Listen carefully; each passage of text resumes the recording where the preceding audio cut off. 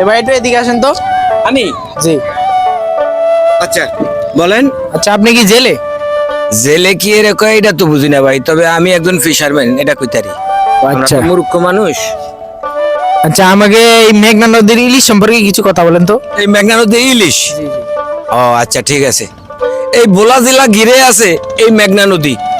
এই মেঘনা নদীর কুলি আমার বাড়ি। আর এই মেঘনা নদীর ইলিশ অভিযান ছাড়া আমরা সবসময়ই ধরি। যেমন খাই নিজেরা, তেমনই দেই আত্মীয় স্বজনের বাড়ি। এই মেঘনা নদীর ইলিশ যদি আপনি একবার খান, তা স্বাদে গ্রানে আপনার ভরে যাবে প্রাণ। এই মেঘনা নদীর ইলিশ খাওয়ার পরে এই কথা আপনার বলার কথা নয়। আপনার ছেলে বাজারে গেলে বলবেন যে বেটা মেঘনা নদীর ইলিশই আনবি, যত টাকাই হয়। তো ভাই আসলে মেঘনা নদীর ইলিশ অন্য অন্য নদীর ইলিশের থেকে অনেকটা স্বাদ বেশি। তো মেঘনা নদীর ইলিশ খান, স্বাদ উপভোগ করুন। সবাই ভালো থাকেন, সুস্থ থাকেন, এবং আমার ভিডিওটা যদি ভালো লেগে থাকে তাহলে আমাকে একটা ফুল সাপোর্ট করে যাবেন। আসসালামু আলাইকুম রহমতুল্লাহ।